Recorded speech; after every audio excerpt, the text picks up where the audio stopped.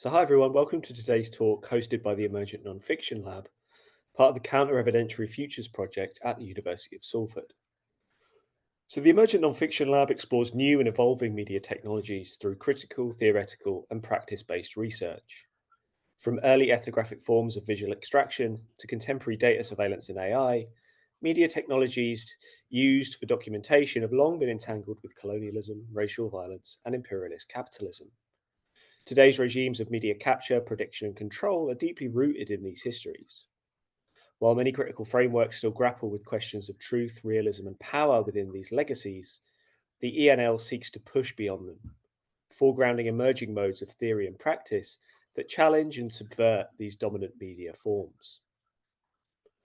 We approach emergence not as a neutral concept, but as a methodology for reimagining media beyond operational and extractive logics.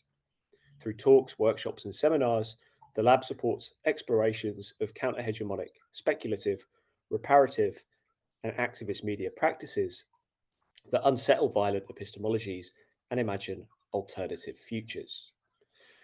Today, we welcome Byron Tau, investigative reporter at the Associated Press, for this talk on his recent book, Means of Control: How the Hidden Alliance of Tech and Government is Creating a New American Surveillance State, published in 2024 by the Crown Publishing Group.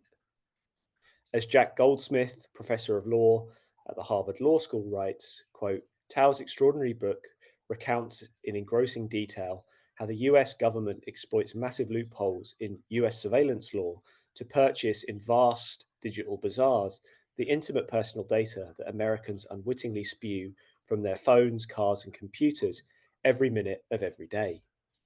Means of Control exposes how American surveillance capitalism breeds secret government surveillance on a scale never imagined. Byron Tau is a veteran Washington, D.C. based investigative and enterprise journalist who specializes in law, courts, and national security. He's also interested in covering issues involving privacy, technology, digital security, government transparency, cybersecurity, and surveillance. With over 15 years' experience in Washington, Byron has covered numerous beats across all three branches of federal government. In 2014, he joined the Wall Street Journal as a White House correspondent. He would go on to cover Congress, the Justice Department, and the federal courts for the newspaper, with a focus on stories about accountability and government investigations. He was part of the Journal's team providing in-depth coverage of the Hillary Clinton classified emails investigation, the congressional and special counsel probes into Russian interference in the 2016 election, congressional oversight of Donald Trump culminating in 2 impeachments, the sprawling array of January 6th cases, and much more. He also helped launch Notice, a non-profit newsroom in Washington, D.C., and he now works as an investigative reporter at the Associated Press and lectures in the undergraduate journalism program at Georgetown. So with that, it gives me great pleasure to hand over to Byron for around 30 to 40 minutes, and then we'll have some time for questions. Thanks so much for that introduction. And I have some slides. And like Patrick said, I'm going to try to speak for 30-ish minutes. And I'd love to take your questions after that. So please think of some good ones and let's have an interesting discussion. Are these slides good? Everyone can see? Yes. Okay, perfect. So like Patrick said, I am an investigative reporter at the AP, but a lot of what I'm going to talk about today, I did reporting on it at the Wall Street Journal, and then that eventually became my book, Means of Control, which is available wherever books are sold. So today I'm going to tell you a little story about how the users of an app called the Peel Universal Smart TV Remote became signal collectors for the U.S. Special Operations Command.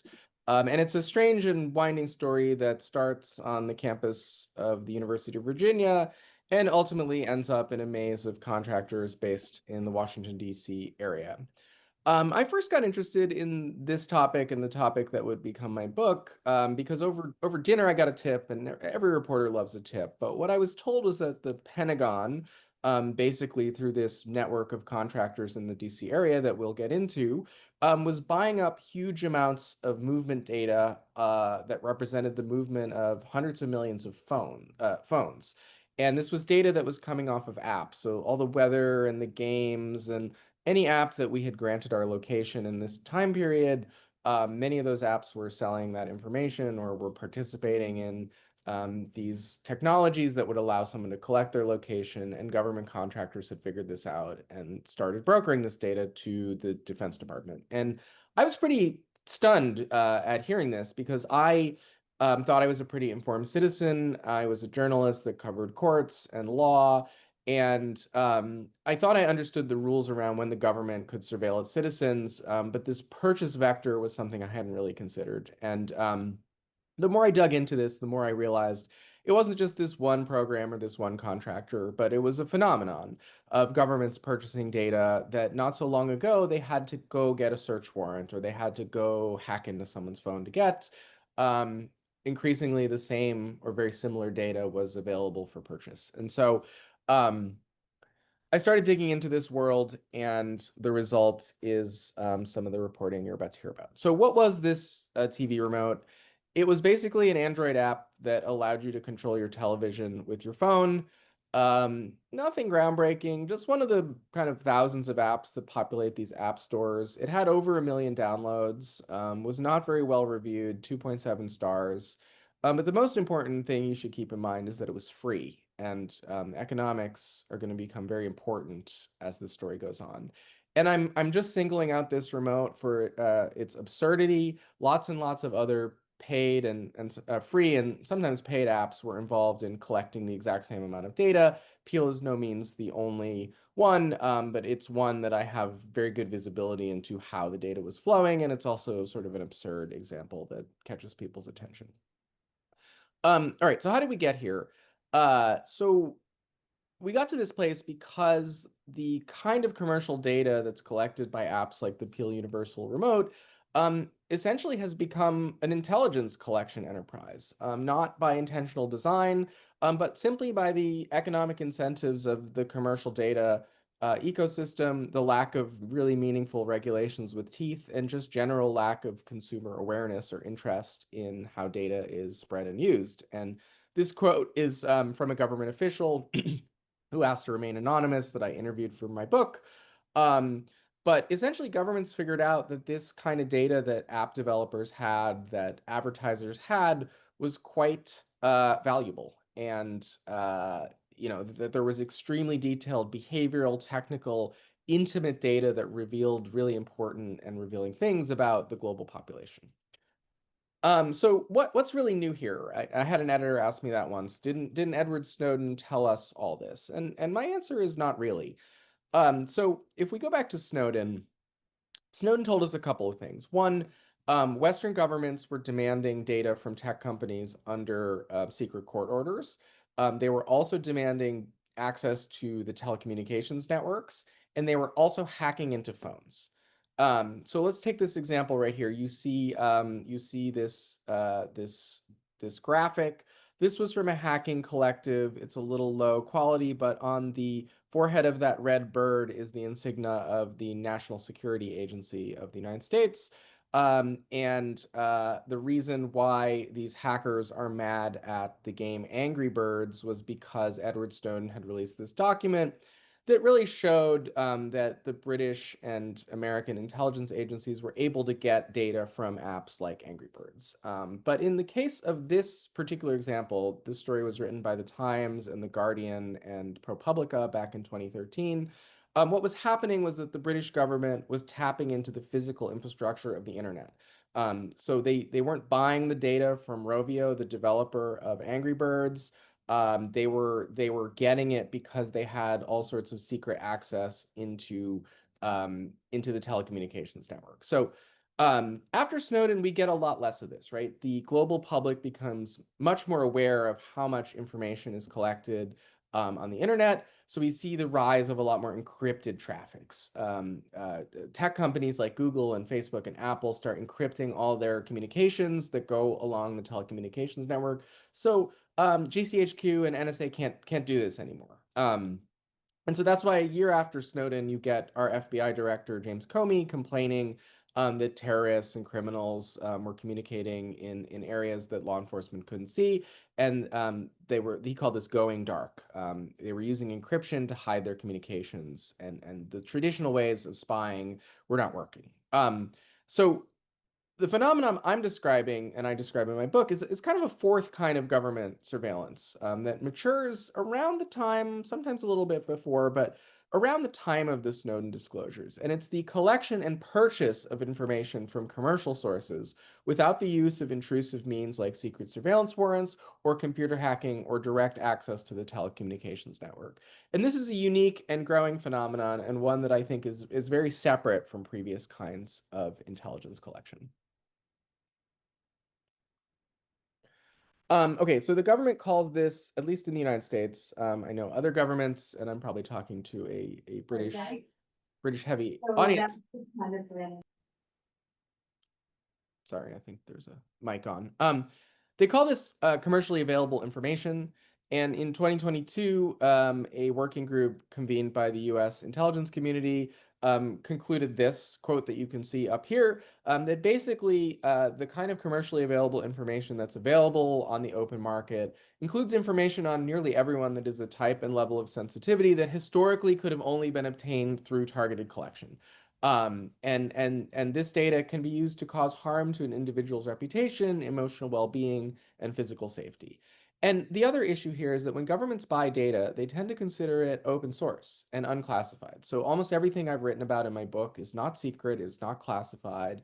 And so there's far fewer civil liberties protections around that kind of surveillance. All right, so let's get into our case study. Let's get into the main story about how the universal smart TV Peel remote users had become unwitting data collection agents for the Pentagon. And at the heart of this story is a company called Xmode. What is Xmode? Xmode was a campus startup that came out of the University of Virginia. It was founded by a very young man, a college student named Josh Anton. He was a go-getter, a very, very entrepreneurial young man, interested in business from a young age. He starts his first company when he's at community college. He calls it Awesome Ideas, and it's aimed at helping other people start startups, something he acknowledges isn't the best idea in hindsight. He buys scarves in New York City and takes the Greyhound bus down to DC and sells them at a markup in his college center. He has a t-shirt printing company. So he has these big ambitions, and he transfers from community college and goes to the University of Virginia. And his first semester on campus, he gets an idea. What if he could code an app? Apps are big business in these days. The iPhone's a few years old. And this app is going to stop people from making regrettable mistakes when they're drunk. So he builds a app called Drunk Mode in 2012. And this guy doesn't code, so he pays a 19-year-old sophomore at his school to code it for him.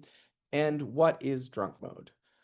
Drunk mode is what is cheekily called a condom for your phone. And so essentially the idea is before you head out for a night of drinking, you can set drunk mode to block certain apps, right? You can set it to block Snapchat or Facebook or Instagram, whatever's going to get you in trouble.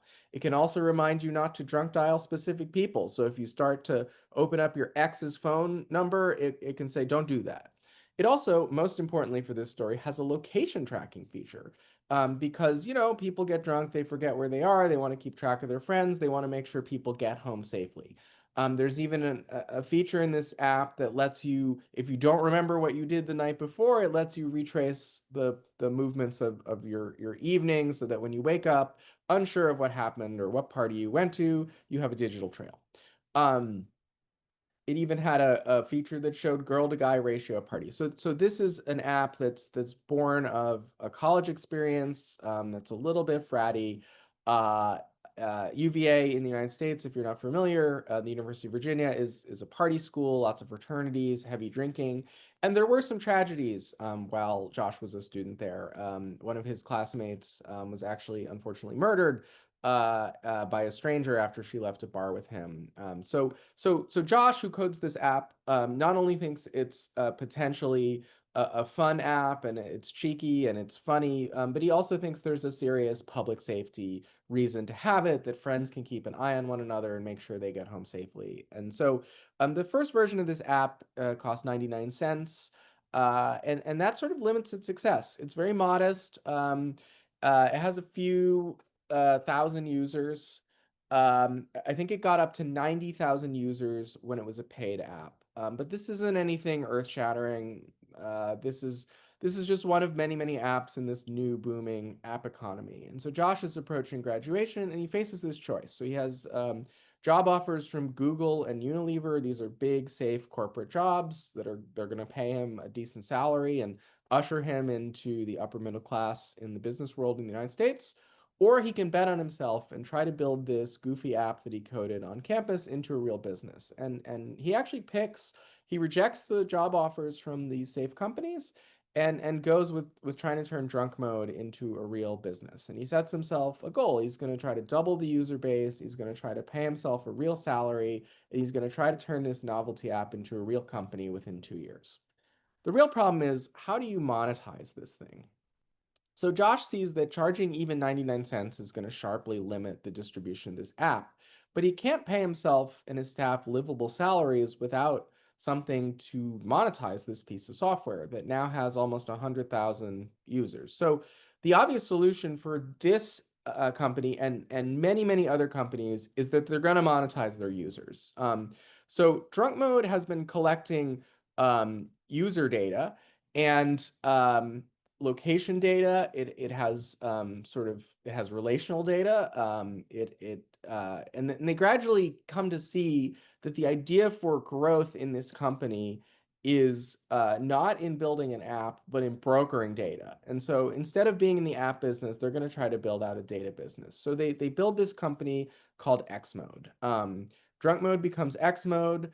They keep running these lifestyle apps that have a reason to collect location data, but the primary business model becomes building out this little tiny piece of software called a software development kit, or an SDK, that other apps can insert in their. At first, they partner with apps in the same vein as Drunk Mode, a couple of alcohol-related apps, a soccer app, a weather app, pretty random stuff. But over time, they get smarter about targeting. They start going after apps that have a legitimate reason to ask for 24/7 location permission from users. For a long time, their biggest source of data is this app called Life 360 that many, many people use to keep track of their family members and their parents and their kids. They get into apps for like travel guides. So there's these city guide apps: Amsterdam, Barcelona, Istanbul. Visit them, download this city app. Those collect your location. They get into a GPS speedometer app. Obviously, that needs to know your location and velocity. They get into transportation apps that look up train and bus schedules. Again, those are apps that have a reason to collect your location data. They get into dating apps, including some kind of on the lower tier, not the big ones like Tinder and Bumble and all that. But and then they get into an app called Catwang that lets you put ridiculous cat phases on your selfies. Why that needs your location, I don't know. And then finally, they get into the universal smart TV remote. And so X Mode gets inside hundreds of these medium-sized apps with an aggregate user base of millions of people. And this is millions of people who have no idea that their cat face app or TV remote is sending their location data to a company that started as a college drinking app. How does the special operations community get involved in this? Okay, so early on in Drunk Mode's life, a company called Signal Frame comes knocking, and they essentially want to embed their software inside Drunk Mode to try to collect the Bluetooth data of all the users that have installed this app. So everything your phone collects, everything it sees on Bluetooth and Wi-Fi, everything it can see wirelessly, it's trying to collect that. And so Drunk Mode basically says no, because Signal Frame wasn't offering any money. What they were offering was to trade analytics in exchange for this access to the app. And so basically, they come back a few years later in 2017. And this time, they had discovered something quite lucrative, that the government, the US government, had a deep and bottomless appetite for this kind of Bluetooth data that they were collecting. And this time they offered to pay to get their app inside Xmode's little software development kit. And so they were going to piggyback on top of Xmode's distribution network. So all those apps I just described to you, the travel guides, the GPS speedometer, the transportation apps, all those would have both Xmode software in it and signal frame software. So it's a kind of a nesting doll of software. People download some GPS speedometer app or a TV remote app, but inside of it is this location company, and inside of that is this company that's going to use your phone to scan the signal environment around the phone. And this is and Signal Frame is a government contractor, and this is a new twist on an old idea. So back in the day, intelligence operatives would do exactly this.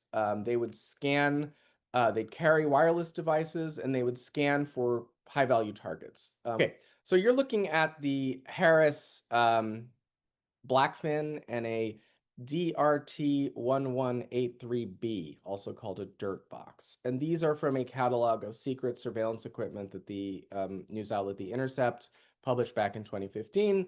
And these are quite expensive. As you can see, the one on the left is $75,000, and the one on the right is not listed its cost. But so governments used to need these big classified pieces of technology to do this kind of phone signal scanning, right? So they would put these things in their vehicles, or they'd put them on a drone and they'd fly them over a city, and they would look for terrorists, high-value targets, people that they wanted to capture, and in some cases kill. And but the thing is, with smartphones, we're all carrying something like this around in our pockets, and all it takes is a few lines of code to turn your cat face app or your TV remote into a government surveillance tool, just like this in this secret surveillance catalog from 15 or so years ago. So this is what Signal Frame was proposing to do, to turn a distributed network of millions of phones running travel apps and all sorts of other things into what used to take a very expensive piece of classified equipment to do. Remember this movie? This is The Dark Knight from 2008. When I first heard about this Signal Frame project, I basically, in my head, I thought that they had created essentially a Bluetooth version of the sonar pulse weapon in this movie. And apologies for spoiling a 17-year-old movie, but basically they turn every microphone in Gotham into kind of a sonar, and that's how they locate I think it's Bane or the Joker, I can't remember which one. But the point of this scene in this movie is that this technology is too dangerous to exist, so Lucius Fox only agrees to use it for this once, so long as it's destroyed. So Signal Frame was trying to do that, but with an SDK and a terms of service instead of the computer virus that Batman used. Okay, so how does this connect back to the government? So specifically, you have the end users, and they're downloading apps, and Xmode is collecting them. Xmode's giving it to Signal Frame. Signal Frame partnered with a company called Alias Exploitation Technologies, which is a little tiny obscure defense contractor headquartered, I think, in Virginia, but also has a presence in North Carolina. And that entity had a contract with the Joint Special Operations Command. Completely separately, Alias Exploitation Technologies had another tech vendor, and that vendor was called Uber Media, and they were getting data from ad exchanges. So those little tiny display ads, the banner ads that you see every time you open an app, every time you see one of those, thousands of entities are in a position to collect data that your phone passes back to those entities that serve you those ads. And your phone basically says, I'm at this particular location. I'm running this particular kind of phone. I'm so-and-so, and I have this unique identifier. And an ad is served up. And there's data that's passed in both directions. And Uber Media was collecting all this data from these ad exchanges and selling it to Alias Exploitation Technologies. and they were selling it on to the Joint Special Operations Command. This whole program is called VISOR, which stands for Virtual ISR, or Virtual Intelligence, Surveillance, and Reconnaissance, and it was being used in the counterterrorism context in the United States. Part of a program to track people and activities around places of interest all over the world without using more intrusive surveillance techniques. This is what the general counsel of the company that bought Uber Media thought of their own data operation. Here he is comparing his own company to FTX and Enron and Theranos. So I got these text messages from a source. But essentially, is this legal? Maybe, maybe not. At least under EU law. But there's a real lack of enforcement ability, and so companies like Uber Media are able to get this data to sell it, and it ends up in these government programs.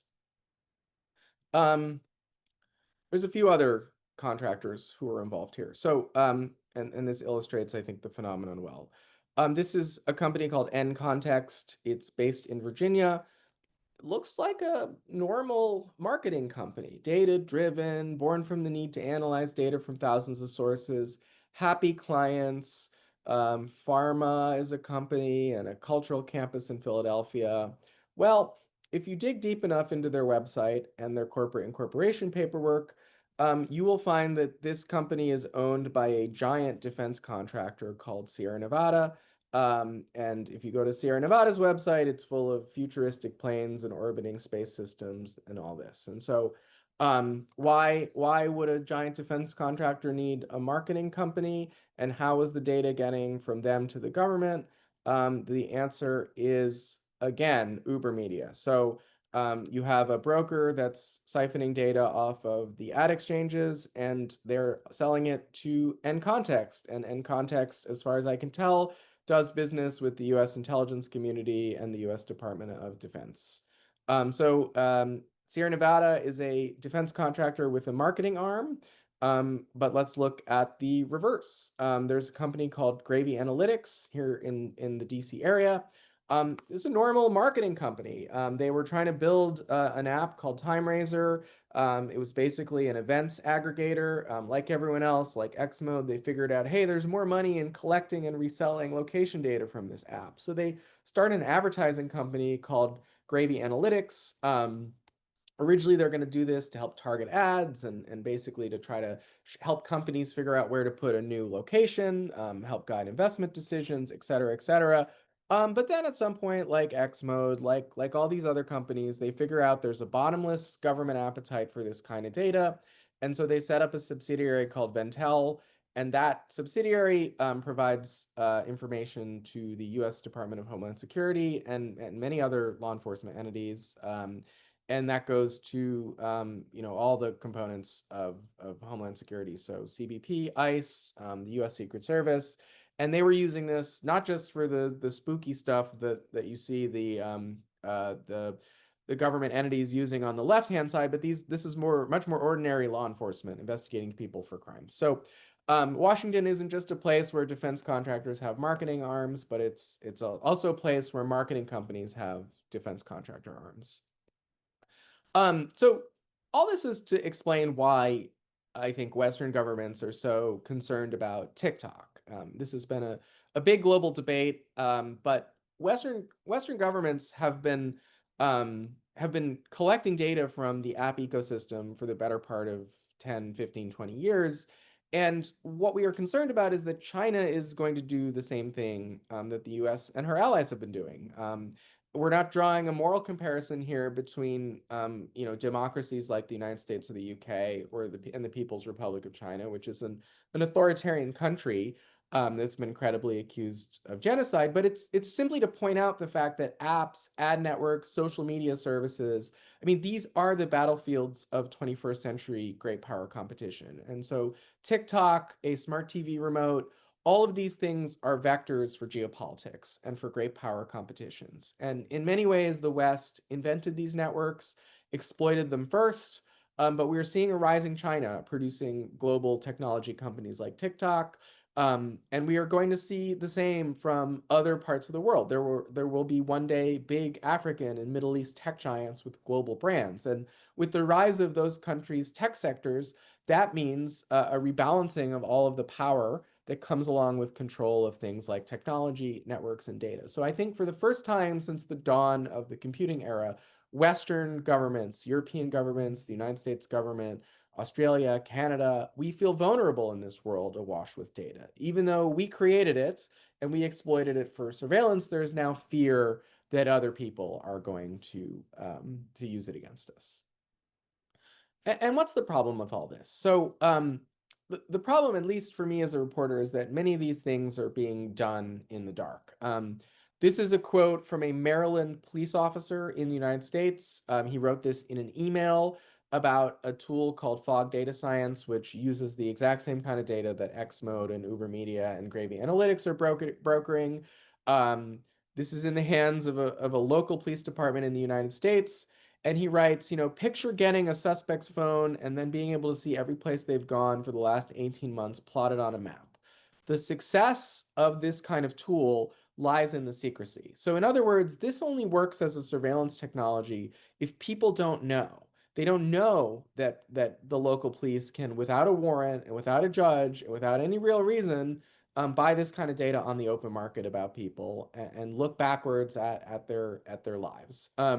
And so the paradox here is that these apps, all of these, these things that you put on your phone are relying on your consent to collect this information. Yet when the government then buys it a little bit downstream from that, what they're saying is that the success of this as a surveillance technology is completely reliant on the public remaining in the dark about this. And so transparency about this weird world of geopolitical data collection is being very subordinated to the very narrow and specific needs of the intelligence community and the military. And, at least in my view, secrecy in a democracy can be very corrosive to public trust. And these broad social choices about how much data and power you want to hand over to private corporations and the government really should be presented to the public for very vigorous debate. And you cannot claim that people have consented to this kind of collection and hide it from them. So that's what drove a lot of my reporting. That's what drove me to write a lot of these stories for the Wall Street Journal and eventually the book. So quick coda, what happens to Xmode? It all goes wrong for them in late 2020.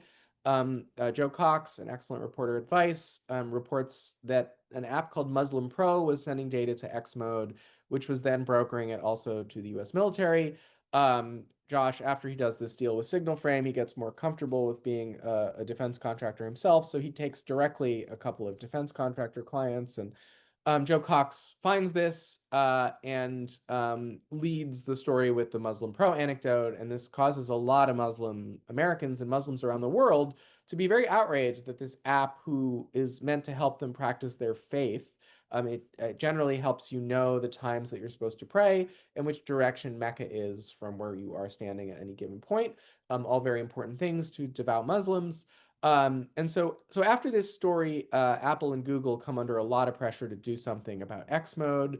And a few months after this story runs, I got a tip that I should call Apple and Google and ask them about Xmode. And both of them confirmed to me that they're preparing to kick any app that has Xmode software in it out of their app stores. So I call Xmode for comment as a good journalist, and the kicker is nobody told them. Nobody told them they were going to be banned. They learn about this ban from me asking for comment.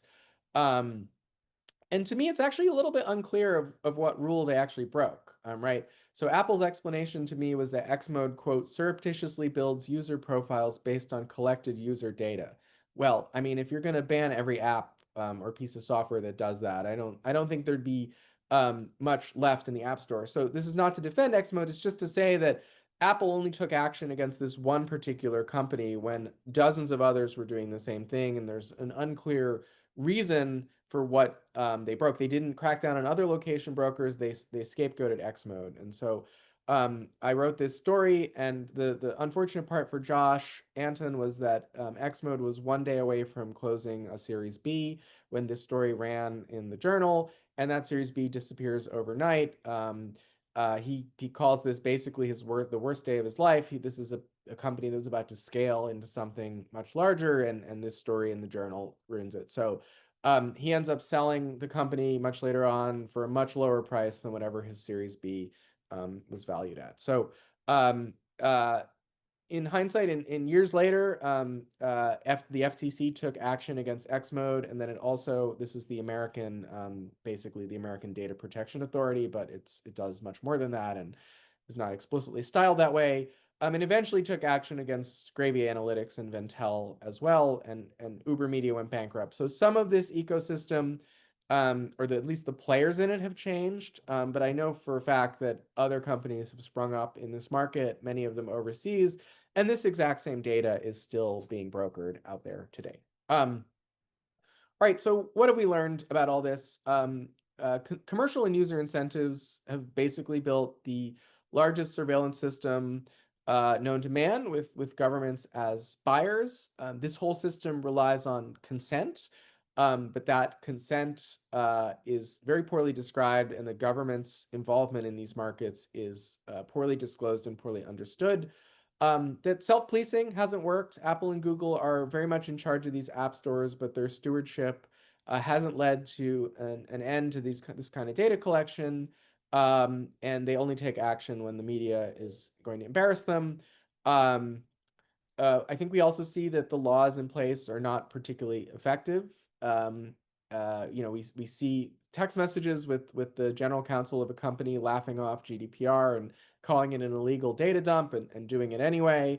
And we've seen, while the FTC in the United States has taken some action, the market for this data continues to be a big business. The players change, the shell companies change, but the data's still being bought and sold. And finally, at the end of the day, consumers don't seem to care all that much. I do think some of them express abstract concerns about their privacy, but so far they haven't really revolted against this as a business model en masse. That they do seem to prefer free as an alternative to paying.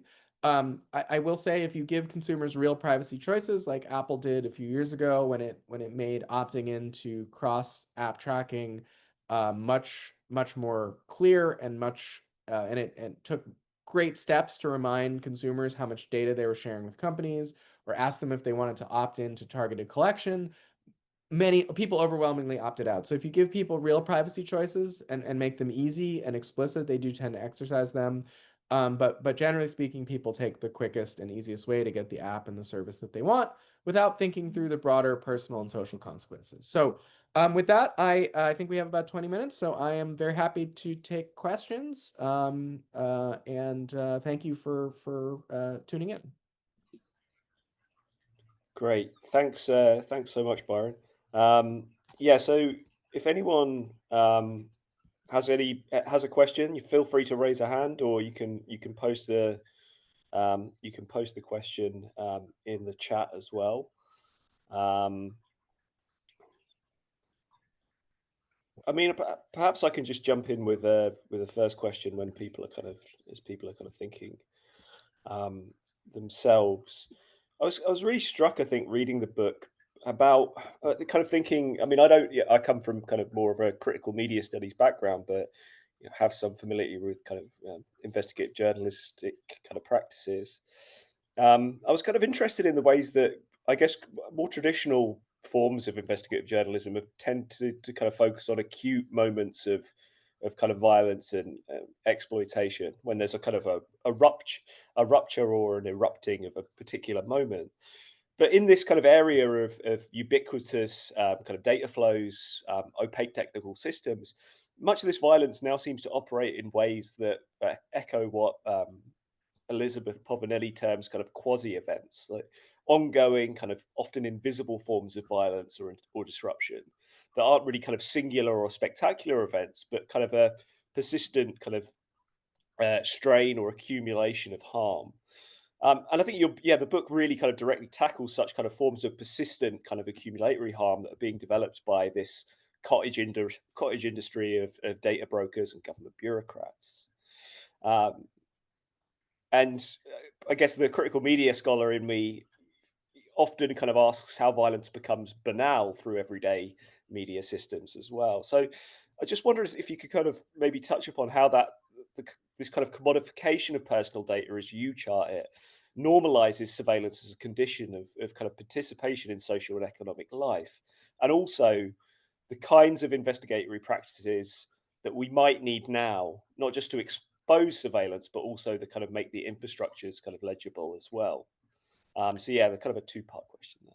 Sure. So I do think there's a frog in boiling water problem with a lot of this. There are moments where the public does pay attention to surveillance topics. So I think the Snowden disclosures were a major turning point for Western countries grappling with just how deeply digital networks and computers and the phone technologies had been penetrated by governments. And there were major changes after it.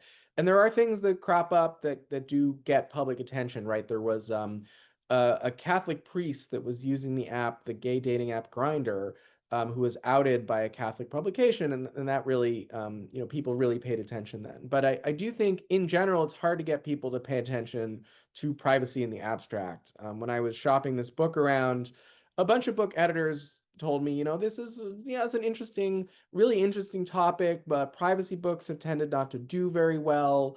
That the public sort of does factor into they sort of have this cynicism that they're being tracked all the time anyway. You do tell people some of this stuff and they're like, yeah, I just figured the government's watching me, and what am I supposed to do about it? So that there is kind of a developing nihilism around some of this, and it is hard to explain the stakes to people a lot of the time, unless there's a concrete example of a very specific person, like a priest using Grinder, and being outed directly by it. That's at the heart of it. So that's one of the problems. The other problem is this is a very hard world to report on. So I came from a much more traditional law and regulatory background. I've been a reporter in Washington, but to really tell this story, I had to learn a lot about the intelligence community and the military, which was a little outside of what I normally report on. And then beyond that, I had to learn a ton about the advertising system, about technology, about Silicon Valley. So it was really this story that crossed into the business worlds, into the government intelligence worlds, into the tech world.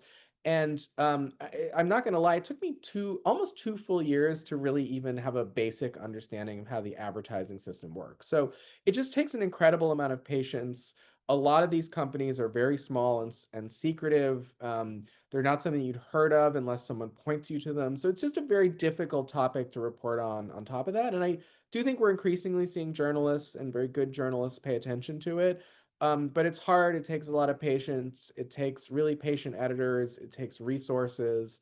I'm fortunate that I had the time and the space and editors that cared to dig into this, but not everyone does, right? Like the media is a business, and we're increasingly under tons of pressure to deliver more stories quicker, and this kind of stuff takes time. So I hope that answered, and I see some questions in Yeah, the chat. there's that was a really helpful answer. Yeah, we've got a bunch of questions here. So let's work from the top.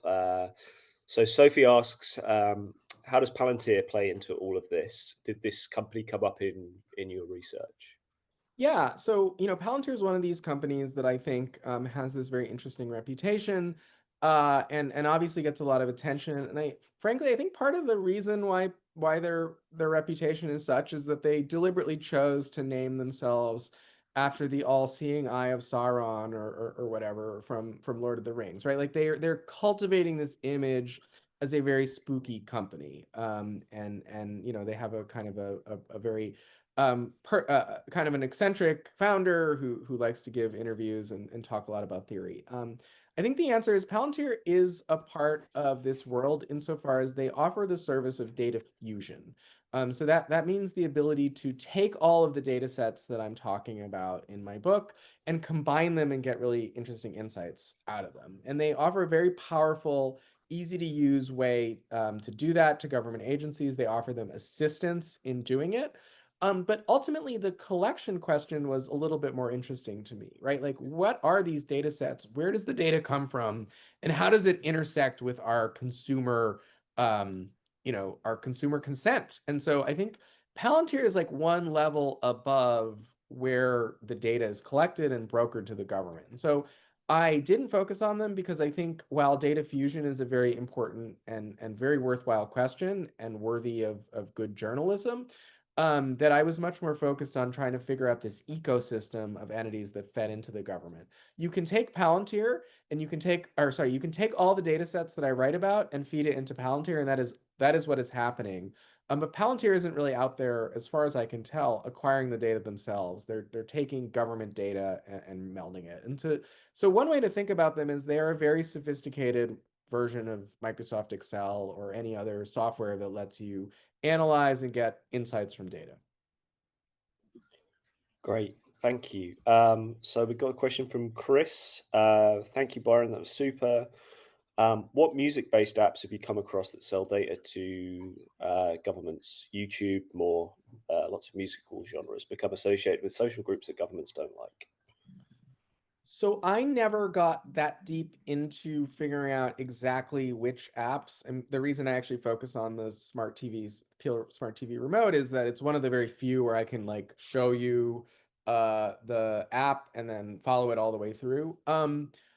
So music apps tend to not generally require your location, so they might be a little bit insulated from this. But that said, I'm very aware that governments, namely the United States government, but I'm sure there's other governments have wormed their way into and in some cases built custom apps meant for, say, the Eastern European market or the Middle East that have some sort of theme. And it's certainly possible, and in fact, I might even say likely, that some foreign music apps or small music apps in the App Store could potentially have some kind of data collection or some kind of brokering. I do think that the big companies like Google are actually less involved in this market in general, because they have a lot more to lose. They're global companies. They actually have good regulatory lawyers that will warn them off of doing things that are too terrible for their reputation. So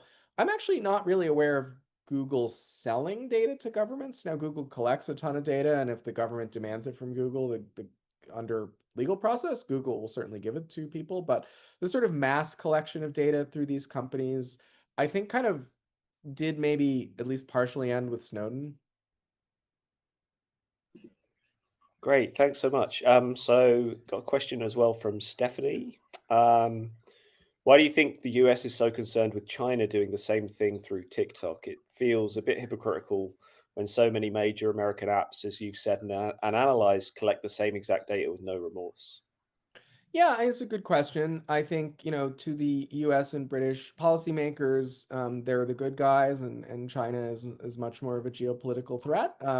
Whether you agree with that or not, that's a fair thing to argue about.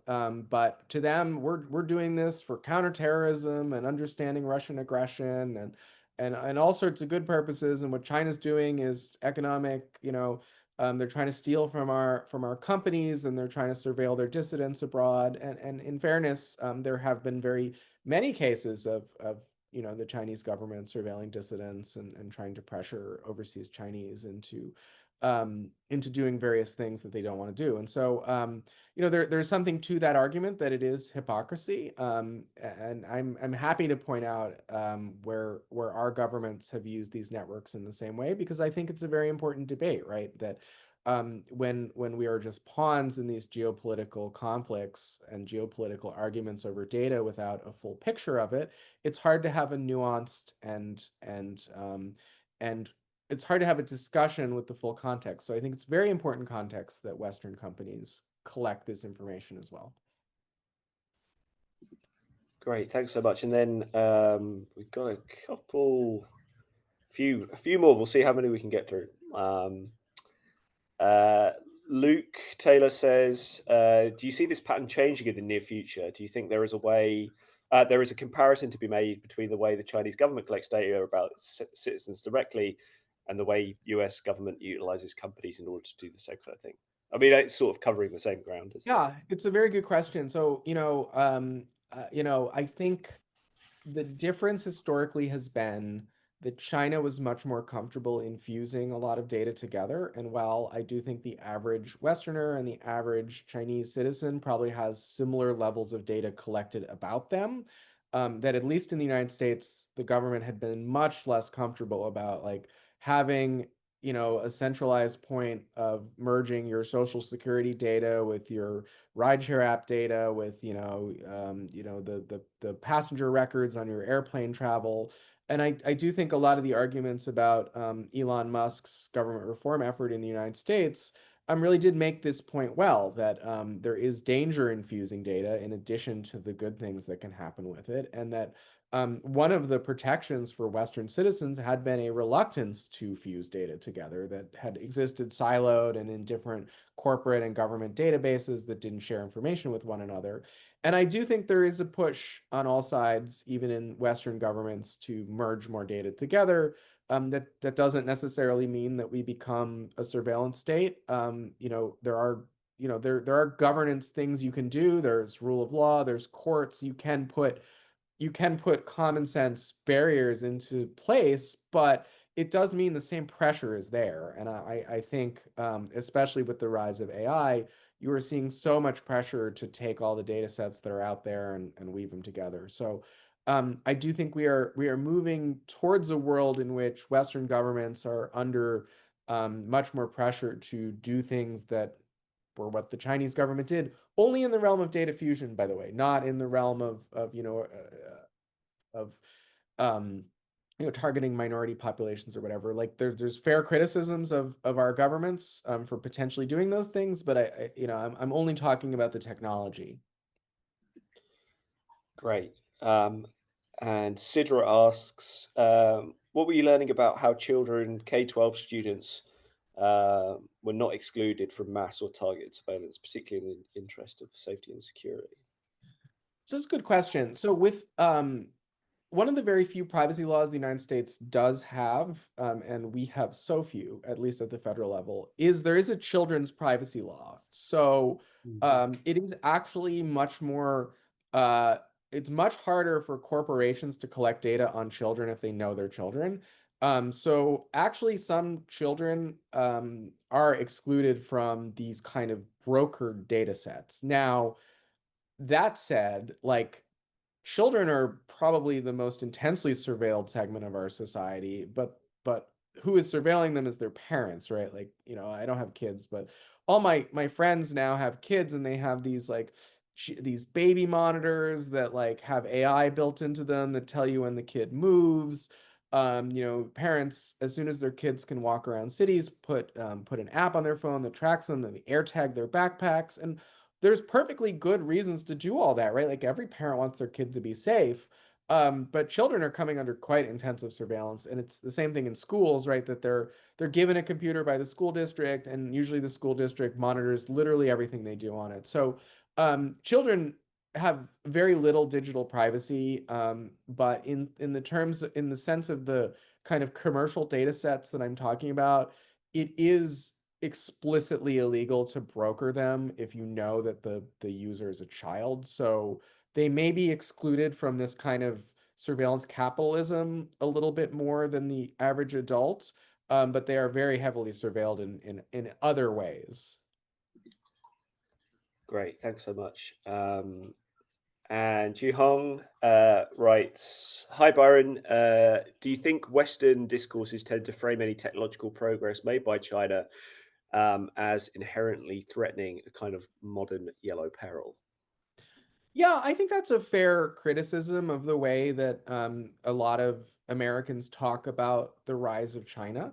Um, at the same time, I do think there is an element of pragmatism to it from U.S. policymakers, right? Like the US does have its open ambition to try to run the world as a rules-based order, and when countries challenge it, like the Soviet Union or now China, the US has tended, in concert with his allies, to do things to push back. So it is hard to untangle kind of the racial element of it from the geopolitical element of it, but I actually think that is a completely fair question to ask about a lot of the rhetoric coming out of US policymakers. Great. And just the final question that we've got time for. Why do you think Americans are generally more worried about or even fear government surveillance, whereas Europeans seem more comfortable with co-regulation and institutional accountability? Yeah, that's a great question, and it's one I did sort of run into um, in my reporting on this. It's true that Americans, just by nature of our history, do tend to be more skeptical of our government, and yet seem to be extremely comfortable with the private sector collecting all this intimate information. And actually, part of what led me to write this book was I wanted to show that it's not, when corporations collect your data, the modern model is a public-private partnership to broker or sell or provide access to that data. So there is no firm dividing line in the 21st century between corporate collection and government collection. And that for Americans who are so worried about an overweening government, they should also be a little bit more concerned about overweening private sector collection of this data, because these two things are entwined. But I do think we do have separate histories, that I do think Europeans are just on balance, slightly more trusting of their states, to deliver them benefits, and to keep them safe. And I think Americans are just a little bit more individualistic and are a little bit more skeptical of a centralized government's ability to do things for them and to run their lives. And so but yet, they are willing to give this stuff away to Google and Facebook. And so really part of my reporting was to break down that barrier in the minds of Americans and say, hey, like when you allow a corporation onto your phone, you are also inherently potentially allowing a government in as well. Great. Well, Byron, we're just about at time, so I just wanted to say thank you. And thanks everyone for attending. Byron, if you could just hold on for 1 second, I just need to share some information with you. But yeah, thanks everyone, and appreciate you coming along and asking some great questions. Thank you.